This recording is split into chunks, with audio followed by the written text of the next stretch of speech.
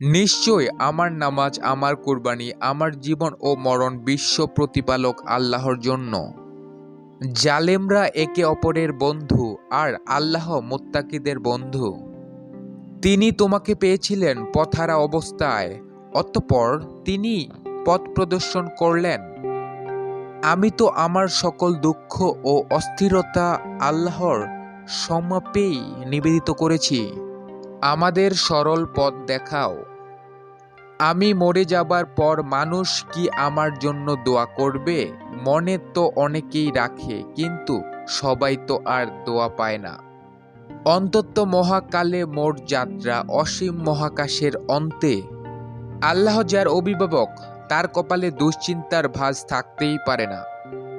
অতঃপর তারা যদি মুখ ফিরিয়ে নেয়, তাহলে আপনার কর্তব্য তো শুধু স্পষ্টভাবে বাণী পৌঁছিয়ে দেওয়া। ফিদাকা আবি ওয়া উম্মি ইয়া রাসূলুল্লাহ সাল্লাল্লাহু আলাইহি ওয়াসাল্লাম, আমার বাবা মা আপনার জন্য কোরআন হোক ইয়া রাসূলুল্লাহ সাল্লাল্লাহু আলাইহি ওয়াসাল্লাম। যুবকদের দিনে ফেরার সবচেয়ে বড় যে প্রতিবন্ধকতা, সেটা হলো হারাম রিলেশনশিপ।